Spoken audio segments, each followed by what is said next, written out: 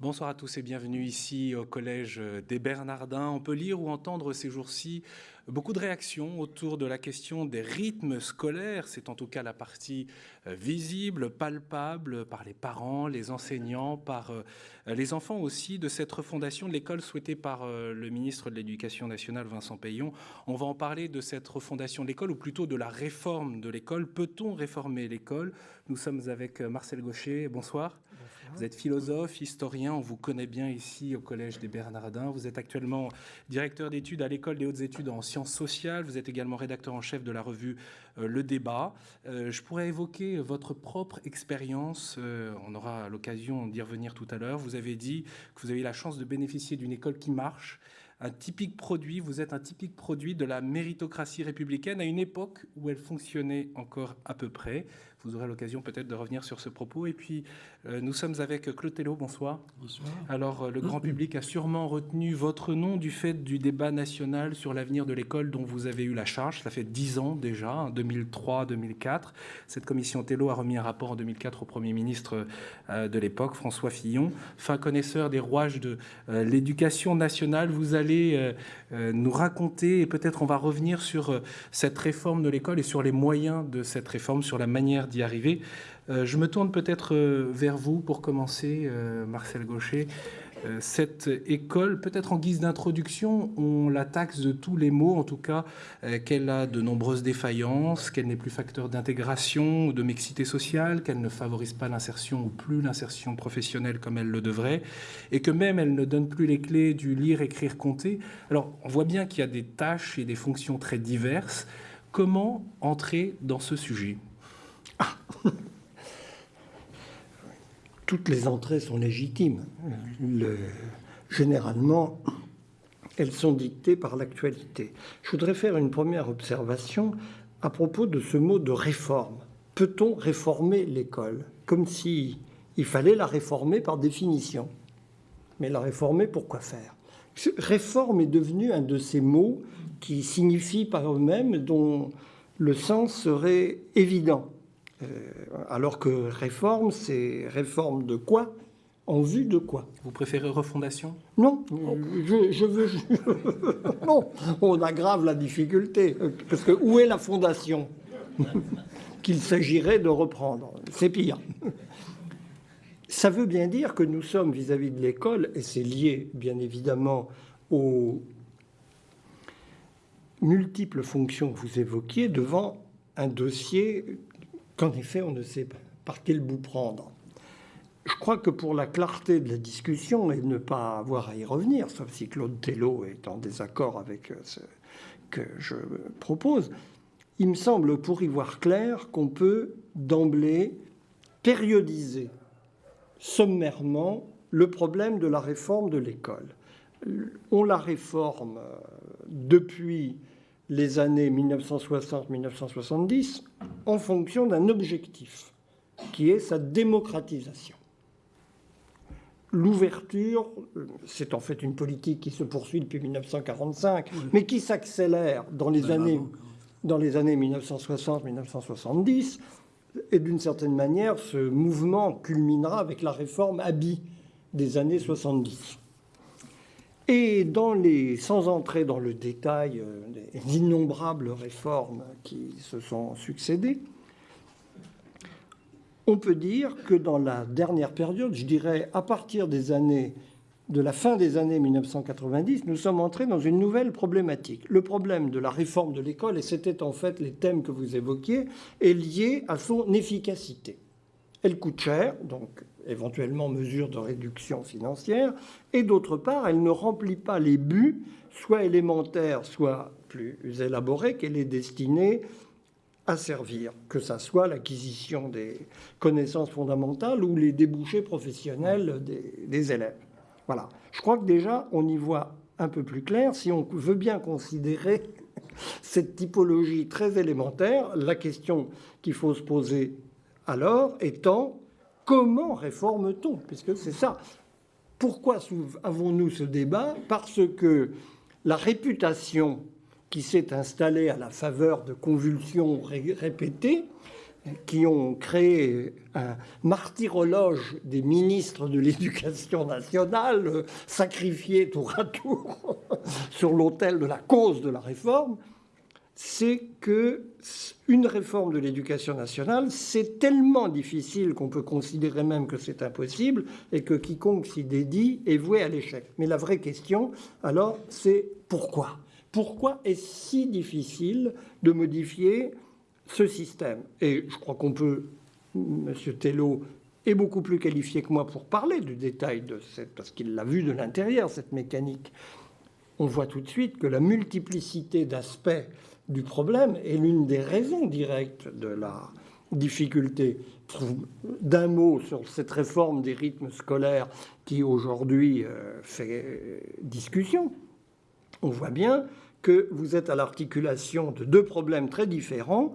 D'une part, ce qui est bon pour les élèves, en termes de capacité d'attention dans le suivi, c'est-à-dire aussi en termes de nombre de jours et de temps scolaire, en France particulièrement bas, comme tout le monde le sait maintenant, ça aura été au moins un bénéfice de la réforme. Oui, un jour, parce qu'on a... Un jour. Et puis, d'autre part, tout simplement, le calendrier social et l'emploi du temps des familles. Parce que c'est ça qui fait discussion. Il y a à la fois le désordre inévitable de la mise en place d'un système assez complexe et d'activités à organiser, et puis d'autre part, la désorganisation des emplois du temps personnels que ça induit. Voilà. Et là, on a un exemple type de l'articulation des problèmes qui fait la difficulté de la tâche dans ce domaine. Ça vous agace, Claude Tello, que la réforme de l'école, aujourd'hui, on en parle surtout sur la question des rythmes scolaires ou des activités périscolaires? Non, non, ça ne m'agace pas. Je crois que la question de la réforme de l'école... Enfin, d'abord, en préalable, avant de répondre directement sur les rythmes, je crois qu'il ne faut pas perdre de vue que même si l'école est dure à réformer, c'est notre sujet de ce soir, elle change tout le temps. Elle change tout le temps. Et que l'école aujourd'hui, les lycées d'aujourd'hui, les collèges d'aujourd'hui, l'école primaire, l'université elle-même n'ont pratiquement rien à... Enfin, très peu à voir avec ce qu'ils étaient il y a 20 ou 30 ans. Oui, la transformation... Mais oui, c'est-à-dire... Les gens dans l'école, les professeurs, les chefs d'établissement, le métier a changé sous eux. La démocratisation qui a été longtemps, vous l'avez rappelé, un de nos objectifs, a été en partie réussie, et en partie a échoué, bien entendu, mais a été en partie réussie, de sorte que, au moins s'agissant de l'accès des jeunes gens d'une génération, d'abord au collège, puis au lycée, et maintenant pour la moitié d'entre eux à l'université, au moins pour cela, il a fallu changer ces façons de faire, puisque ça cessait d'être des structures d'éducation de l'élite. Donc, en fait, l'école est dure à réformer, c'est vrai, mais elle change tout le temps. Elle change à bas bruit, elle change, elle se transforme. Bon, ça, c'est un premier point qu'il ne faut jamais perdre de vue. Et peut-être c'est d'ailleurs la seule façon qu'elle a d'évoluer, c'est-à-dire d'évoluer progressivement. Bon. Deuxièmement, alors, là, je crois qu'il faut reprendre la périodisation de Marcel Gauchet, c'est-à-dire, effectivement... Il me semble que depuis je mettrais plus que la fin des années 90, je dirais plutôt une quinzaine, vingtaine d'années, l'idée qu'on puisse réussir sa vie sans avoir réussi à l'école, cette idée, en somme, a perdu de valeur. Elle a du plomb dans l'aile. Dans les sociétés occidentales, en France, ailleurs, les gens, on ne peut plus... Vous avez devant vous la jeunesse, vous ne pouvez pas dire « vous allez réussir votre vie » même si vous échouez à l'école. Je crois que ça, si vous voulez, la capacité de réussir sa vie sans avoir réussi des études, cette capacité dans les sociétés modernes a décru. Et par conséquent, les sociétés modernes, la France tout particulièrement, qui a toujours accordé à son école beaucoup d'importance, confère à l'école une responsabilité énorme qui essaye, et qui est un peu nouvelle, qui dit il faut arriver à faire réussir tout le monde. Réussir tout le monde, ça ne veut pas dire que tout le monde réussisse de la même façon, pas du tout, mais faire réussir tout le monde. Alors ceci à la fois dépasse et englobe et transforme l'objectif de démocratisation et effectivement pose la question de l'école comme presque ultime et en tout cas la plus importante instance de socialisation de la jeunesse dans notre pays.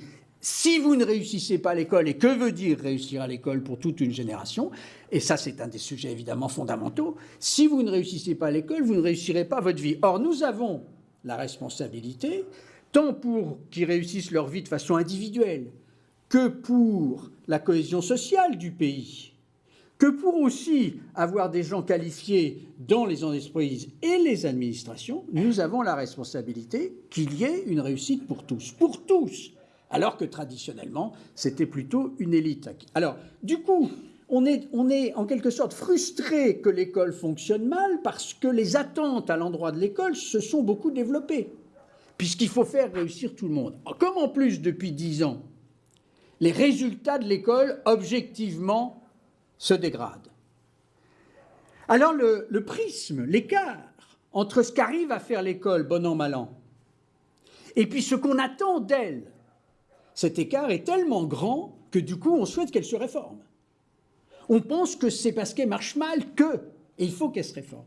Alors, si vous voulez, du coup, en quelque sorte, peut-être que nous mettons trop d'attentes dans l'école. Et peut-être qu'on lui demande trop de choses. Bon. Alors, les rites scolaires, c'est un bon exemple. On peut en dire un mot. Tout le monde était à peu près d'accord sur le fait qu'il fallait ne plus enseigner à l'école primaire, en tout cas, sur 4 jours, mais sur 4 jours et demi. Je pense personnellement d'ailleurs que la question des rythmes aurait dû aussi englober l'année scolaire, aurait dû aussi englober différentes affaires. Mais enfin, peut-être que la sagesse politique consistait à le découper. On ne peut pas traiter tous les problèmes d'un seul coup. Déjà, c'est assez dur de traiter les problèmes séparément. Bon. Et du coup, la question, c'est que... Alors, je crois, moi, personnellement, qu'en effet, ça a été une mauvaise mesure de passer de 4 jours et demi à 4. Peut-être que c'était une mesure demandée par le corps social. Non. Nous sommes à l'articulation de l'école et du corps social. Mais peut-être pas. Mais je pense que pour les enfants, c'était une mauvaise mesure. Alors le problème, c'est est-ce qu'on sait revenir en arrière ? Alors on ne sait pas revenir commodément en arrière. Et on sait d'autant moins qu'en fait, au lieu de revenir au statu quo ante, revenir en arrière comme si de rien n'était, on a voulu, parce que c'est ça aussi, les pédagogues sont... Enfin, c'est merveilleux de ce point de vue-là. Tous les gens qui travaillent dans l'école veulent vraiment enrichir au maximum l'enseignement et l'éducation qu'on donne à la jeunesse. Les pédagogues ont dit, puisqu'on revient sur 4 jours et demi, il faut faire mieux. Du coup, il faut articuler le temps scolaire et le temps hors scolaire beaucoup mieux qu'autrefois. Il faut articuler l'éducation type éducation nationale avec les communes beaucoup mieux. Et alors du coup, ça complique beaucoup. Si j'abordais la question des rythmes scolaires, c'est que c'est ce qui fait débat aujourd'hui dans les familles, à la sortie des classes, oui. Et peut-être moins la question du projet de réforme ou d'adaptation de l'école. C'est pour ça que je vous posais la question. Enfin, moi, je pense, mais je vais peut-être dire quelque chose qui va choquer, mais je pense que du point de vue de l'école, la question des rythmes scolaires n'est pas centrale. Elle n'est pas sans importance, mais elle n'est pas centrale. Je pense que la question plutôt de comment faire acquérir, ou alors le mot rythme veut tout dire, mais comment faire acquérir à toute une génération un certain nombre de connaissances et de compétences indispensables pour réussir sa vie, c'est-à-dire comment faire réussir tout le monde. Ça, c'est la question centrale. Alors, la question elle des est centrale rythmes... pour le corps social et ses rythmes, son organisation, c'est ce que disait tout à l'heure non, elle est centrale pour l'école aussi. La question et pour les jeunes gens aussi. Oui. Elle est centrale pour les garçons et les filles de 6 ans, 12 ans, 15 ans, 20 ans. Si. Et du coup, pour la société elle-même. Ah oui, ça... Alors, quelles sont Alors peut-être les rythmes sont une partie de ça. Mais ça n'est qu'une partie. Pour vous, la question centrale dans cette réforme, quelle est-elle ? Dans l'adaptation de l'école. Moi, je crois que Marcel Gauchet a raison. Pourquoi faut-il changer ? Je crois qu'il faut changer parce que nous avons des attentes dans l'école qu'aujourd'hui, l'école, dans ses résultats, n'atteint pas entièrement. Et que le fossé est grand. Et comme nous pensons, et je crois qu'on a raison de le penser, je le répète, que l'échec scolaire empêche de réussir sa vie, c'est-à-dire se traduit par un échec ensuite dans sa vie individuelle comme collective, eh bien nous souffrons beaucoup de l'abîme, c'est pas le mot, du fossé, de l'écart qui existe entre ce que l'école fait, surtout et puis ce que nous voudrions qu'elle fasse. Et par conséquent, je crois qu'il faut en effet qu'elle change. Alors après... qu'est-ce qui empêche ou qu'est-ce qui freine le changement et comment s'y prendre pour changer, c'est ça la question qui devient intéressante. Il y a un vrai paradoxe parce qu'à vous écouter, on a l'impression qu'il y a une forme de consensus sur le fait que l'école doit changer. Et pourtant, on voit bien qu'elle est extrêmement difficile à faire changer. Quel regard vous portez là-dessus? Les raisons? Je crois que tous les acteurs de l'école et toutes les personnes qu'elle concerne souhaitent qu'elle fonctionne bien et qu'elle donne de bons résultats. Mais encore faut-il avoir les moyens de définir ces résultats, et je crois que nous sommes dans un moment de grande confusion. Là, j'ajouterai un point à ce que vient de dire Claude Tellot, c'est que dans la phase de démocratisation, il y avait consensus pédagogique global. Il y a toujours des résistances, des anciens, des modernes, mais on avait le sentiment que nous avions les moyens pédagogiques de cette démocratisation, et que moyennant, alors il y a toujours encore une fois des résistances, mais que moyennant une correction des méthodes employées dans l'enseignement, on allait parvenir sans trop de peine à assurer cette large démocratisation de l'accès au niveau. En tout cas, on allait réussir à élever considérablement le niveau éducatif de la population. L'objectif affiché par Jean-Pierre Chevènement, 80% d'une classe d'âge au baccalauréat, était vraiment le moment d'accrochage de cette élévation du niveau. Et puis, la nouveauté qui accompagne cette dégradation des résultats objectifs, à mes yeux, c'est que la foi dans les méthodes capables d'assurer cette réussite pour tous, qui est devenue l'objectif imposé, sans qu'on puisse dire que veut dire réussite pour tous. Claude Tellot... On avait essayé de le définir dans le rapport que nous avons... Oui. Mais on ne peut pas dire que ce rapport a, de ce point de vue, créé un consensus sur la notion de réussite pour tous. Il faut voir. Si ça se juge dans le long terme, en effet, attendons encore un peu avant de se prononcer. Je suis néanmoins un peu sceptique. Mais ce que je crois qu'on peut constater, c'est que, qui plus est, les moyens pédagogiques d'assurer cette réussite sont devenus très flous, très incertains. Et il y a d'abord un grand débat social sur ces questions qui agite considérablement les populations, qui divise profondément le milieu enseignant. C'est une nouveauté importante. Et qui fait que très souvent, les politiques se heurtent à des résistances multiformes qui touchent, en fonction de ces divisions, et la population des parents d'élèves, et leurs associations, et les syndicats enseignants, et le corps enseignant lui-même, qu'il faut bien distinguer des organisations supposées le représenter, ce qui fait que nous sommes dans un moment de flou total, alors que la pression s'accroît sur l'école, et que la demande de réforme est d'autant plus grande qu'en effet, l'école est devenue la clé du destin social des individus qui passent par elle. Mais est-ce que les résistances sont fondées, celles des enseignants, des parents d'élèves, celles que vous évoquez? Alors, ces résistances sont de toute nature. Il y a les plus banales qui tiennent à routines établies, aux emplois du temps habituels, qui tiennent... Il y a des résistances, on l'a vu par exemple à propos de la réforme du lycée. La tendance naturelle en France, tout particulièrement des administrations, a été d'empiler des horaires de plus en plus considérables. Donc, on dit il faut se recentrer sur le principal, diminuer l'importance de telle ou telle matière. Et alors là, dès que vous touchez, par exemple, au contingent horaire de telle ou telle discipline, vous êtes sûr de provoquer des levées de boucliers. Donc là, c'est un intérêt qu'il ne faut même pas appeler corporatif ou corporatiste. C'est un intérêt qui repose, qui est particulier, mais qui est défendu en fonction de l'idée de l'importance. Est-ce que, par exemple, c'est un exemple particulièrement caractéristique, le nombre d'heures allouées à la connaissance de l'histoire de France ou à l'histoire en général pour les élèves est suffisant. Ça, c'est un sujet de contentieux, mais vous le retrouvez dans toutes les disciplines. Alors, voilà un autre motif. Et puis, il y a en effet des résistances de type strictement idéologique, qui tiennent à la couleur politique des protagonistes et à l'idée qu'ils se font de l'idéologie sous-jacente à la mesure proposée. Alors il y a une analyse. Voilà, les motifs sont multiples et à la mesure de la multiplicité des enjeux qui sont en cause dans une réforme scolaire. Alors vous, Claude Tello, qui avez fait travailler dans les écoles, écouter la base, comme on dit, Oui.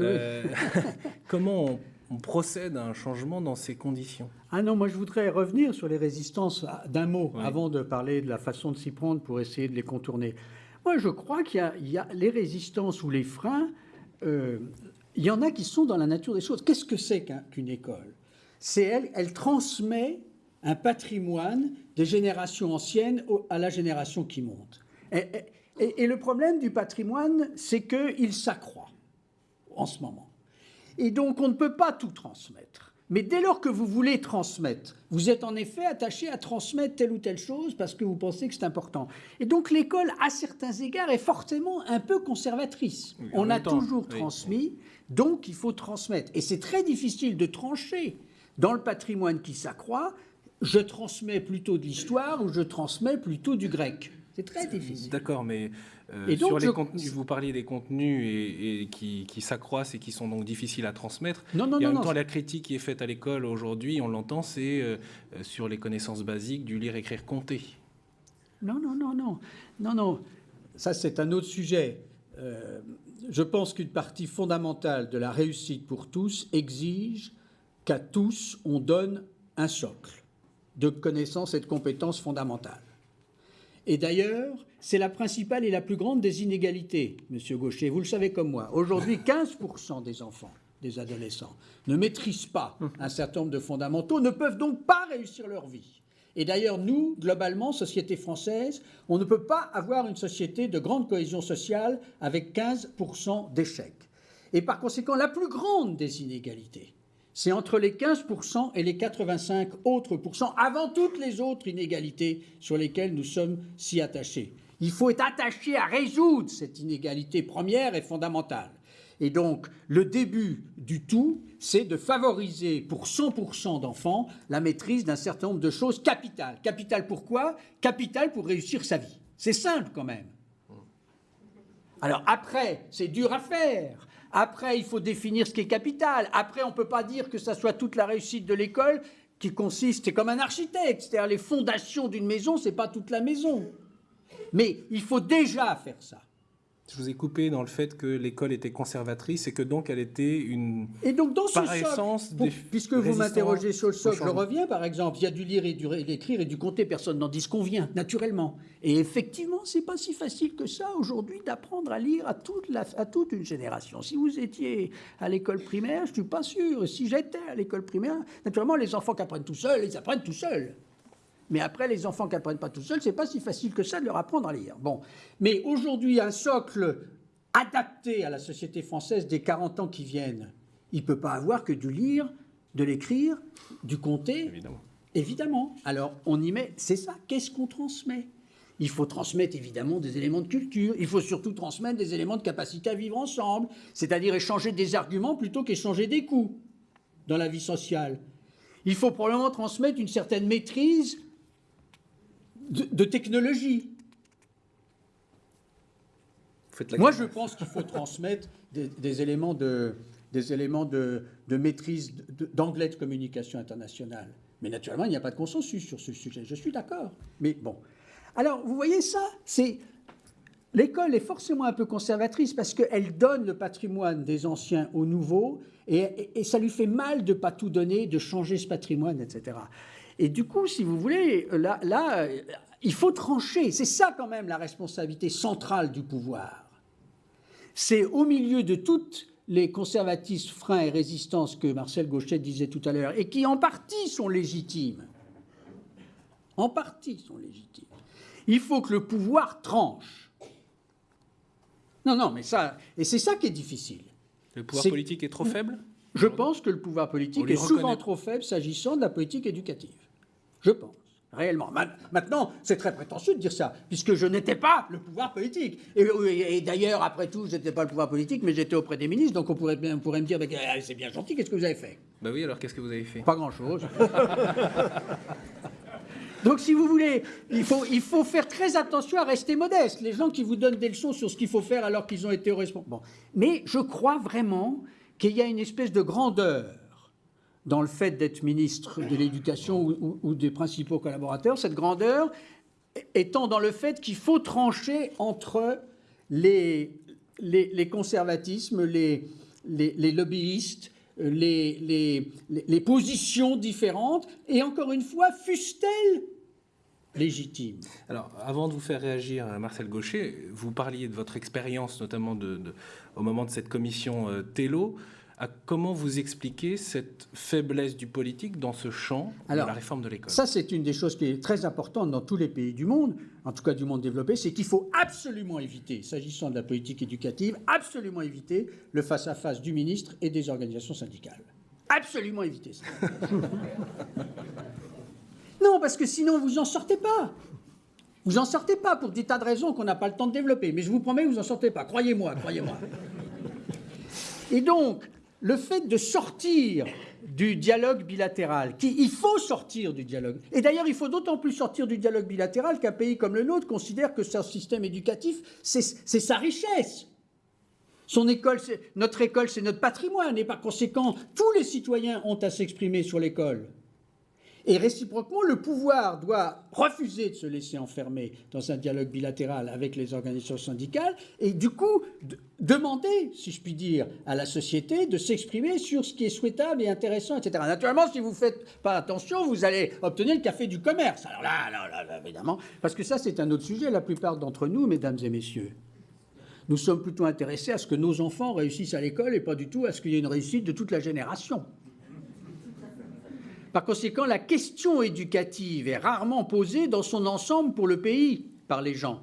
Elle est plutôt posée pour ses propres enfants, neveux ou nièces. Bon. Et donc, il faut arriver à mettre un tiers participant, qui, je crois, est le pays. Alors, c'est un peu vague, le pays, on pourrait discuter. En l'ayant informé sur les enjeux de la politique éducative, et essayer du coup, et en tout cas c'est ce que j'ai essayé de faire il y a 10 ans, suite à la demande du président Chirac, c'est-à-dire d'organiser un grand... Fait. Vous l'avez fait. Je l'ai fait, oui. Enfin, je l'ai fait, on était beaucoup à le faire. Mais, alors, oui, mais ça, si vous voulez, ça c'est normal dans une démocratie qu'il y ait des rapports. Et même quand le rapport est bon, et j'ai la faiblesse de penser que le rapport qu'on avait fait était bon, c'est quand même le pouvoir qui décide, c'est pas un rapport qui décide. Et je vais même vous dire, c'est plus facile de faire des rapports que d'agir politiquement. Vous avez été déçu de la suite? Non, parce que vous faites un rapport sur la politique éducative. Non. Vous faites un rapport sur la politique éducative. C'était, et d'ailleurs c'était justifié, c'était pour préparer une nouvelle loi fondamentale.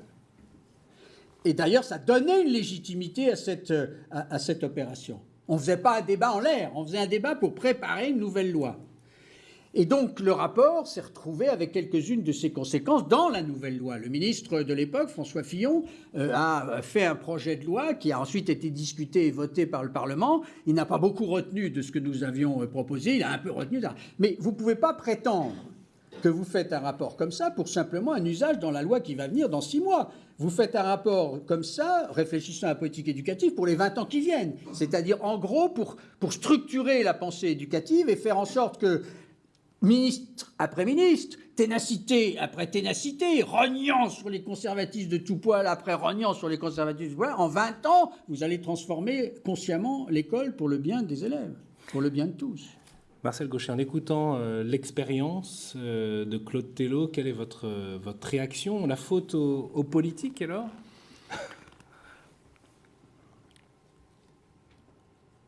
Il est vrai qu'on peut exonérer les politiques de toute responsabilité dans un certain nombre d'erreurs qui ont été commises. Mais je crois que cette responsabilité est somme toute mineure. Je crois qu'il faut faire la part. La réflexion que m'inspire ce que vient de dire Claude Tello va dans ce sens. Il faut faire la part de la responsabilité des citoyens. C'est oui. D'une certaine manière, il y a eu à la fois une surcharge de missions de la part de la société attribuée à l'État, attribués à l'État éducatif et donc à l'école, et d'autre part un désinvestissement de cette question de la part de la société. Je crois que c'est une des raisons du malaise où nous sommes, cette question se traduisant très concrètement aujourd'hui dans l'espèce de société d'initiés qui est devenue le maniement du système scolaire de la part des familles, où en fait, facteur d'inégalité considérable, puisque les stratégies individuelles pour mettre ses enfants dans la bonne école, dans le bon collège, dans le bon lycée, l'emportent sur toute autre considération. Je veux dire, il n'y a plus... Peut-être là la responsabilité des politiques, c'est de n'avoir pas pris, au fond, je ne sais si c'était possible en termes de faisabilité, pris la société à témoin de ce qu'elles veulent. Préférez-vous cette espèce de lutte de tous contre tous, où il s'agit toujours de défendre un intérêt particulier? Le contournement de la carte scolaire est un sport national de notoriété publique, et qui a des incidences jusque dans les petites annonces immobilières, où on peut, le fait de pouvoir se domicilier près d'un bon lycée devient un atout considérable pour réévaluer le prix des appartements. S'est installé dans notre société une espèce de demande collective, mais sans assumer la responsabilité de ce qu'implique cette demande. Comment on sort de ce paradoxe? Voilà. Ça, c'est effectivement l'art politique, mais... Non, mais attendez, ça, c'est la société qui est devenue plus libérale, si je puis dire, plus individualiste, et qui a généré plus d'égoïsme social. Ça, c'est sûr. Depuis 20 ou 30 ans, c'est sûr. Mais tout de même, l'école est dans la société, mais elle ne s'identifie pas à la société. Autrefois, les gens pensaient même que l'école devait être hors de la société, contre la société, que l'école devait être fermée, qu'on prenait un enfant pour l'arracher à la rue, pour l'arracher aux déterminismes sociaux de ses parents. Bon, et donc on a conçu, les ancêtres ont conçu en France une école fermée, notamment fermée quant à l'action avec les parents. Et je crois que cette idée était juste d'un certain point de vue. C'est-à-dire, je ne pense pas que l'école doive être fermée, je crois que l'école doit être ouverte sur la société. Mais c'est vrai qu'elle doit être un sanctuaire ouvert, c'est-à-dire un espace où les valeurs de la société ne sont pas maîtresses. L'école a ses propres valeurs, c'est d'ailleurs sa grandeur. D'ailleurs, vous êtes un journaliste, monsieur. C'est très difficile d'apprendre l'orthographe correctement à l'école quand on voit un certain nombre de gens, dont des journalistes, faire des fautes d'orthographe.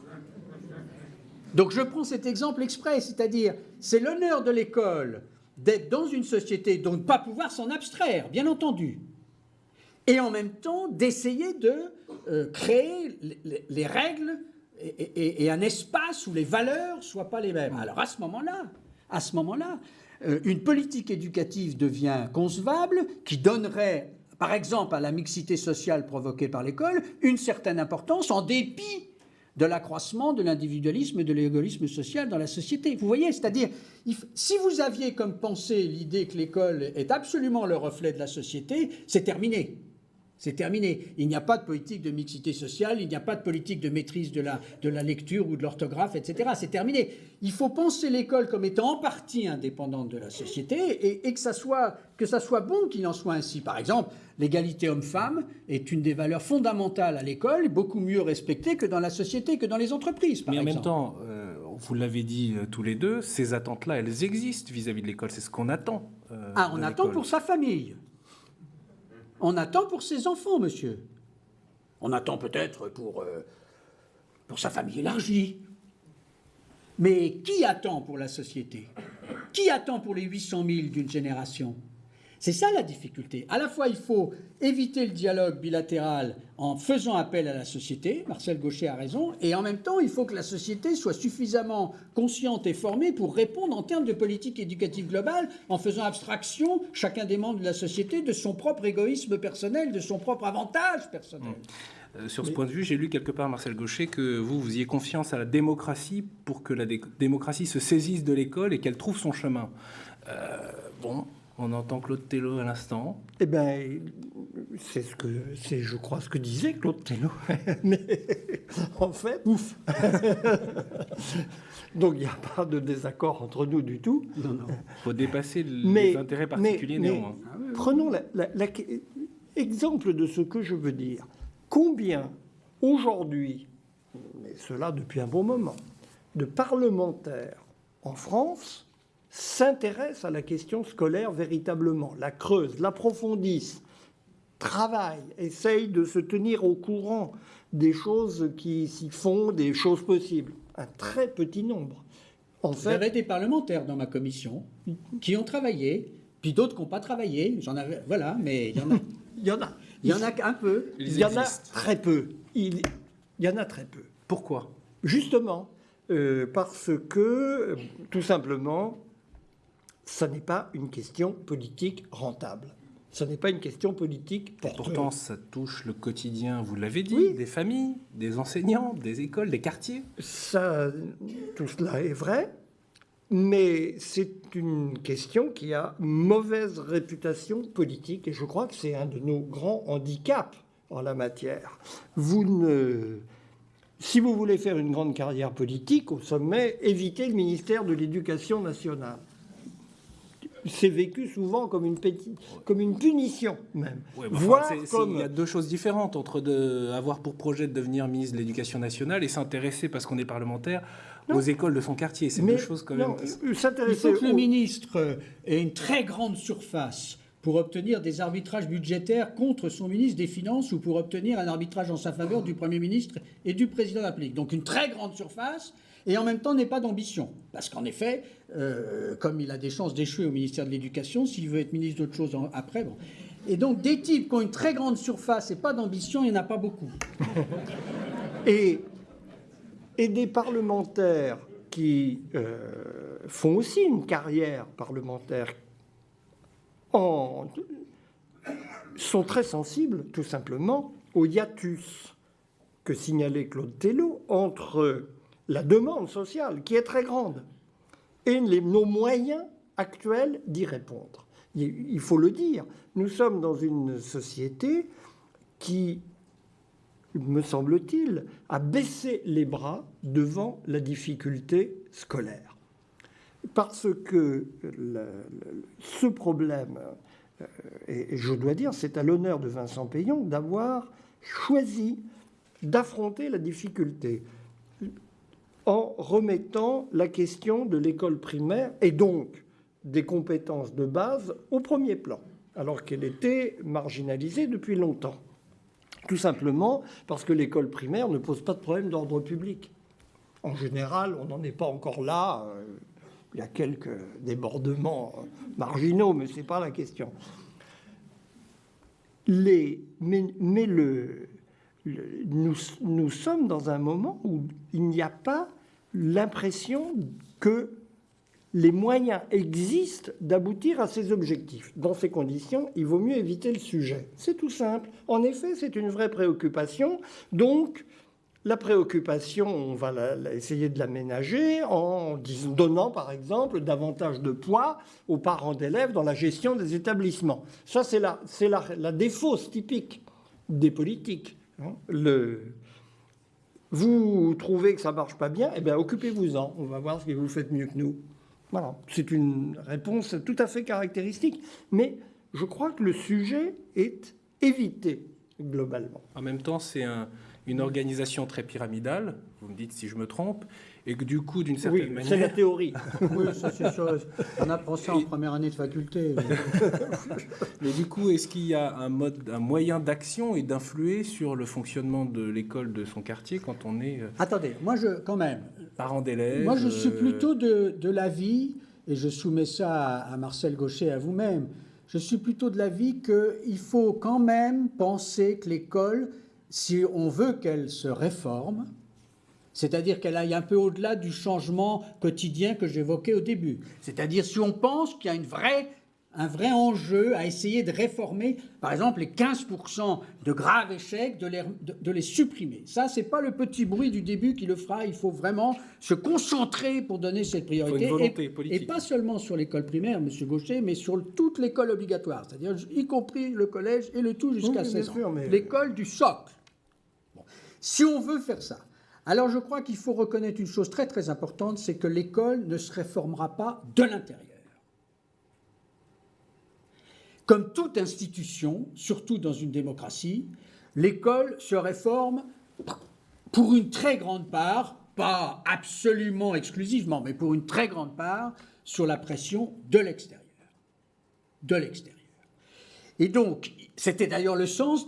Et alors, comme on ne parle pas de la question éducative dans les campagnes électorales, pour les raisons qu'a dites M. Gauchet tout à l'heure, parce qu'en effet, ce n'est pas un sujet fondamental pour expliquer le vote ou susciter le vote en votre faveur. Du coup, il faut trouver d'autres moments où on parle de la question éducative. C'est pour ça que j'avais organisé ce débat. Mais au-delà du débat, la question centrale, c'est qu'il faut arriver à ce que l'extérieur, c'est-à-dire la société, pèse en faveur d'une réforme de l'école. Alors, une bonne façon, pas la seule, mais je crois bonne quand même, c'est d'essayer de rendre plus publics les résultats par des évaluations, soit des établissements, soit des élèves, soit des professeurs, plus fréquentes, plus solides, plus publiques, plus utilisables par les gens.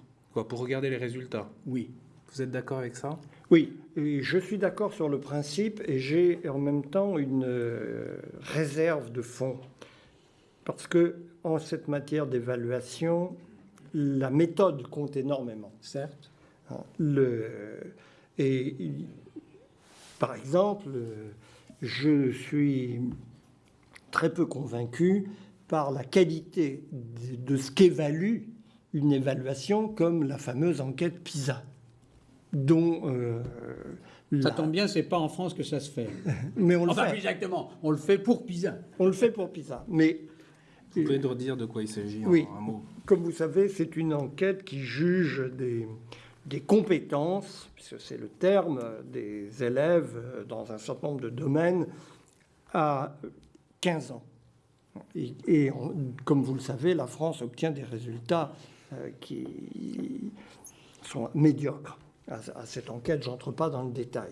Mais je pense que la méthodologie de cette enquête est extrêmement discutable. Et je crois, par exemple, qu'une des manières importantes de faire accepter l'évaluation par le corps enseignant, qui est assez globalement hostile, c'est de l'associer à la définition des méthodes d'évaluation, ce qui n'a jamais été véritablement fait en France.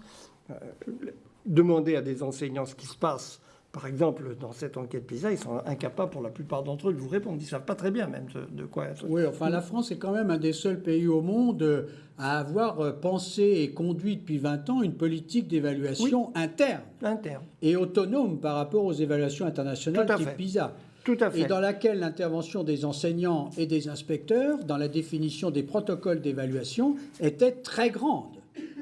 Alors, 800 000 enseignants, on ne fait pas intervenir 800 000 enseignants, monsieur Gaucher. J'entends bien. Ça comme moi. J'entends bien. Mais il y avait beaucoup d'enseignants qui intervenaient et je faisais en sorte que ça se sache et qu'il y ait des travaux déconcentrés, etc. Je dis ça comme ça. Je crois en effet que de toute façon, nous sommes obligés d'aller, et si nous voulons notamment remobiliser la société autour de ces questions, d'aller vers une politique de beaucoup plus grande transparence. Oui, je suis d'accord. Et de ce qui se passe dans l'école et des résultats qu'elle obtient, à tous les niveaux. Je suis d'accord. Alors, la question à partir de là, c'est la bonne manière de définir ces critères d'évaluation sans tomber dans l'absurdité d'indicateurs faussement chiffrés qui ne donnent que des classements qu'on voit partout étalés ensuite, dont la valeur indicative est très limitée. Alors que, de ce point de vue-là, l'école doit s'ouvrir. Ça ne fait l'ombre d'un doute, même si elle doit être par ailleurs à l'abri de la société, pour le motif qu'elle a à remplir un objectif que la société est par elle-même incapable de remplir, c'est-à-dire d'elle-même, la société n'apprendra pas à la totalité de ses enfants les choses indispensables à l'existence dans une société comme la nôtre. C'est pour ça que l'école existe. C'est préférable. C'est pour ça que l'école existe. C'est plus que ça. L'école corrige des tendances sociales. C'est dans sa nature. C'est un espace propre de valeurs, c'est un sanctuaire ouvert. Non, ça, je crois que... Là-dessus, elle doit s'ouvrir sur le plan de ses résultats et de ses problèmes. Oui, et de ses problèmes. Je crois par exemple que cette question de sécurité, d'incivilité, ces innombrables témoignages, il y en a encore un ces jours-ci d'un gamin qui a été harcelé à l'école et qui s'est immolé par le feu, qui a été sauvé par miracle, ça va évidemment défrayer la chronique. Toutes ces questions sont à mettre dans l'espace public, beaucoup plus qu'on ne le fait, alors qu'il est vrai que la tendance actuelle de l'école est de mettre le couvercle sur la marmite pour que ça ne déborde pas au dehors. C'est sa philosophie spontanée, pour ainsi dire. Mais ce chantier de l'évaluation est en effet quelque chose qui attend d'être repris méthodiquement. Et en effet, les questions sont très nombreuses, parce qu'on ne va pas définir du jour au lendemain les bons critères, mais la transparence est le moyen de changer l'école. C'est parce que c'est le levier du changement qui doit venir de l'extérieur. Or, si vous ne donnez pas d'informations à la société sur son école, elle va vous dire les recettes d'autrefois, elle va vous dire des illusions, elle va faire le café du commerce, elle va penser à sa propre... Vous savez, quand j'ai présidé la commission, ça a été bouleversant. J'ai reçu des lettres bouleversantes de parents d'élèves qui disaient « Mais on fait à mes enfants ce qu'on m'a fait ». C'est-à-dire l'école... Alors, dans le cas présent, c'était des lettres où c'était des échecs scolaires profonds. Et dans d'autres cas, j'ai eu des témoignages où c'était miraculeux, y compris ce que vous avez dit de M. Gauchet tout à l'heure. Par conséquent, en quelque sorte, si vous ne nourrissez pas la société pour qu'elle soit un levier de transformation de l'école, elle va elle-même, la société, dire des bêtises, reproduire des choses qu'elle aura vécues, souffert, ou au contraire qui lui aura plu, etc. Et donc il faut essayer, si vous voulez, l'évaluation, c'est pas une affaire qu'on fait pour le plaisir. C'est d'ailleurs un plaisir assez modéré, je vais vous dire. Bon, mais c'est une espèce de, c'est un moyen d'action, et c'est dans une démocratie comme la nôtre qui essaye de penser une institution comme l'école à partir de ses résultats, c'est le seul levier d'action. Je vois le temps qui file. Vous avez parlé de remobilisation de la société, notamment en lui donnant les résultats ou les moyens d'évaluer ce qui se passe à l'intérieur de l'école. L'école doit s'ouvrir, vous avez dit. Vous avez d'autres leviers qu'il faudrait activer pour permettre à la société de se remobiliser? Je pense, et en un certain sens, ce que je vais dire est contraire à l'idée de ce qu'on se faisait de la réforme il y a 30 ans, et je vais le dire exprès pour montrer que le mot réforme est un mot un peu ambigu.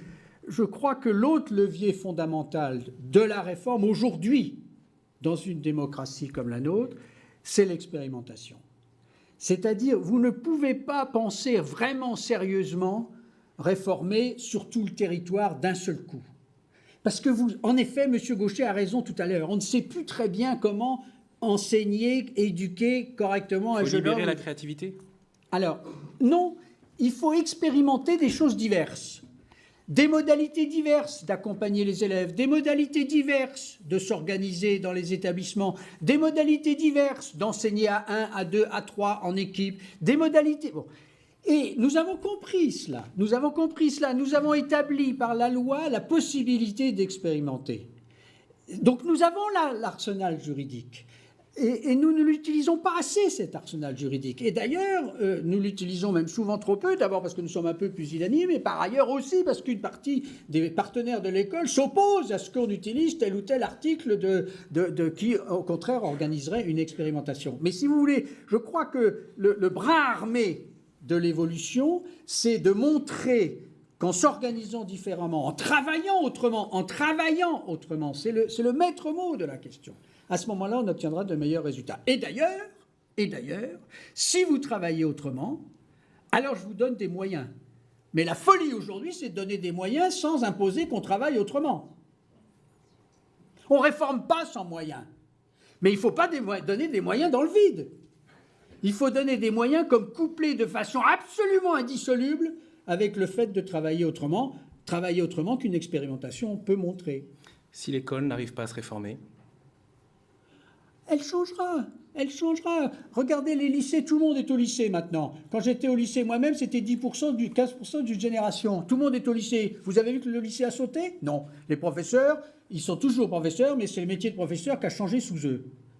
Le lycée s'est transformé, l'université, regardez. Donc, l'école changera. Le problème, c'est que, je le répète, nos ambitions dans l'école et trop d'échecs il n'y a pas que des échecs, il y a beaucoup de réussites, mais il y a quand même trop d'échecs au regard de nos attentes, requiert que ce changement petit à petit soit un peu accéléré à travers l'idée d'une transformation plus nette. Le mot de la fin vous revient, Marcel Gauchet. J'ajouterai un mot à propos de ce que vient de dire Claude Tello sur l'expérimentation. C'est que de ce point de vue, nous avons assisté à un véritable gâchis. Car il y a eu beaucoup d'expérimentations. Énormément de choses ont été tentées. Et la diffusion des résultats de ces expérimentations n'a pas véritablement perfusé à l'intérieur du système éducatif. Trop modeste. C'est resté souvent d'ordre journalistique, parce qu'il se trouve qu'un journaliste s'était intéressé à telle expérimentation. Donc là, on a un capital de tentatives de toutes sortes, certaines très intéressantes, d'autres moins, qui n'a pas été véritablement utilisé. Mais le point qui me paraît dans cette ligne essentielle, c'est de reconsidérer à la racine le problème de l'éducation pour ce qu'il doit être. Je dirais qu'il y a un retard de notre réflexion sur les attentes. C'est un sujet qui appelle une réflexion fondamentale, des recherches beaucoup plus poussées que nous n'avons fait. Nous en avons un exemple. On s'est battu à propos de méthodes d'apprentissage de la lecture. Eh bien, le hasard fait que les neurosciences nous ont apporté, en France, nous avons un éminent représentant de cette discipline en la personne de Stanislas Dehaene, des éclairages décisifs sur la manière dont on apprend à lire et qui changent considérablement le regard qu'on peut avoir sur les méthodes. Je crois que nous avons aussi besoin de sortir de l'idée que nous savons ce qui se passe dans l'éducation, alors que c'est un point sur lequel nous avons des lumières très faibles. Et je crois que de ce point de vue, nous aurons une école très différente à l'avenir. Je ne doute pas que l'école changera. Je vais vous dire juste un mot. Le mot de la fin, vraiment. Oui, l'école est tellement diverse qu'il est impossible de dire quelque chose qui ne s'y passe pas. Claude Tello, merci beaucoup. Merci Marcel Gauchet d'avoir participé à cet échange, en tout cas qui permettra de diversifier les sujets de discussion à la sortie des écoles. Le temps de la période électorale aussi qui vient, peut-être, vous permettra de vous mobiliser sur ce sujet. Merci à tous les deux et très bonne soirée à tous.